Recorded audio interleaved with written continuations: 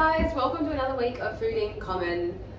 Really excited now the weather's turning a little bit to be able to do some more warming sort of recipes. So this week we're doing a cauliflower and chickpea curry, which is a recipe that Maddie found in a cookbook called One Pot Pan Planet, by Anna Jones. So we were just having a really interesting conversation about this book, which you can probably find in the library, because it's quite a political take on your personal responsibility for cooking sustainably at home and the choices you make. Not saying we endorse either way. I haven't read it yet, but yeah, an interesting book if you're wanting to look a bit further into food sustainability stuff. And hopefully a really good recipe. We'll see how we go today. So for this recipe, we're going to start by getting your cauliflower and chopping it into small florets. And then we're going to roast it in the oven with a can of chickpeas that I've drained and rinsed, with some olive oil and salt. So you just want to chop the cauliflower into sort of small bite-sized pieces. I like to use a little bit of the stem to reduce wastage, and because you can still eat that bit and it tastes fine.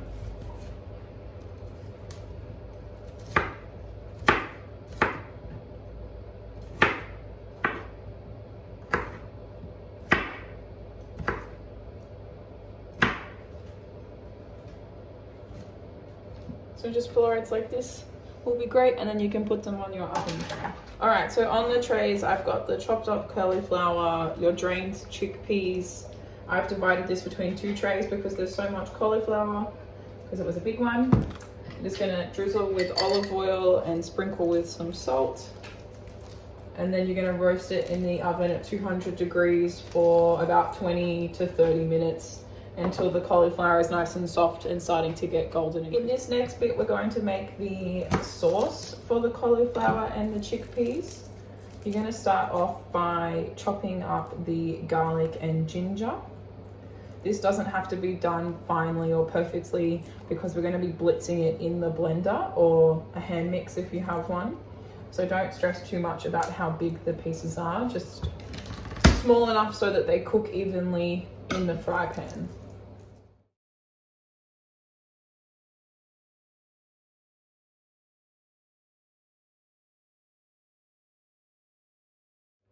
So this size here is probably good for the ginger and garlic. The thing that's going into the sauce for this is some spring onions. This is half a bunch of spring onion. It's quite a bit, but we're gonna blitz it down as well, so don't stress. Just get off all of the outside leaves, make sure that there's no dirt and that you take the old leaves off. And then again, we're gonna blitz this up, so don't worry about how big the slices are. Just chop it up roughly.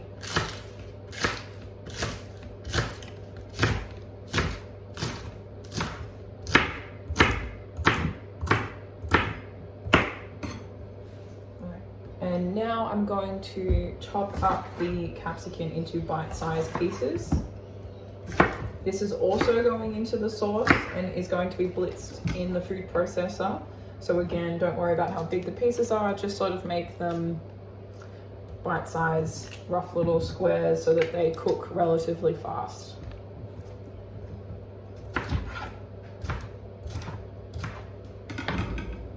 This size will be perfect. All right, so in this frying pan for the sauce, I heated a drizzle of olive oil. I've added the ginger, garlic, spring onion, and the cut up capsicum, as well as some lemon zest. The recipe asks for lemongrass, but it can be kind of hard to find and expensive. So just replacing with lemon zest is a fine option in this recipe. This is gonna cook for about 10 minutes until the capsicum is nice and soft and cooked down, and then we're gonna add some other ingredients. Okay, so once your capsicum is looking nice and soft and the ginger and garlic is starting to smell good, you're going to add it to a food processor or a large bowl if you have a hand mixer, and then you're going to add a tablespoon of tomato paste, 2 tablespoons of peanut butter,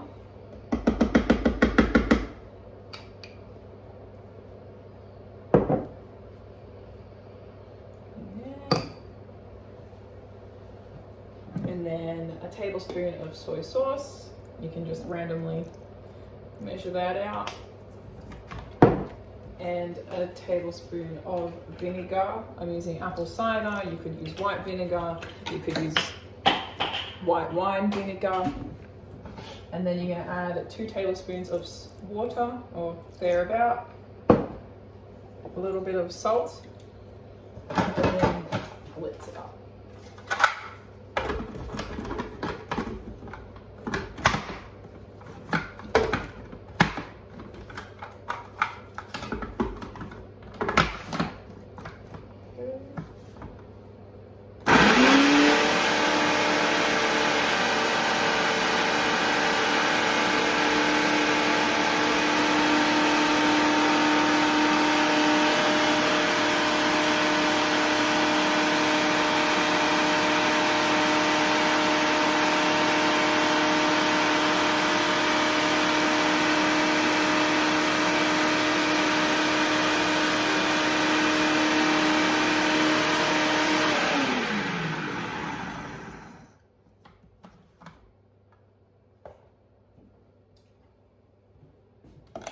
So this texture for the sauce is pretty good. It's quite a chunky sauce, but that's okay because it's going to get mixed in with the cauliflower and chickpeas. You're just going to check the seasoning. That tastes pretty good. I might leave it like that. And then you're going to put it in a large bowl. And once your cauliflower and chickpeas are done, you're going to mix it all together. And so once your cauliflower is nice and cooked and golden brown like this, and your chickpeas are crispy, you're going to mix it into the sauce that we made in the food processor. And just give it a taste, check it for seasoning, make sure it tastes to your preferences. And then Georgia and I are going to have this with some brown rice. You could also add a fresh garden salad and a little bit of yogurt, and also top it with some fresh chili if you like a little bit of spice. But there is our curry.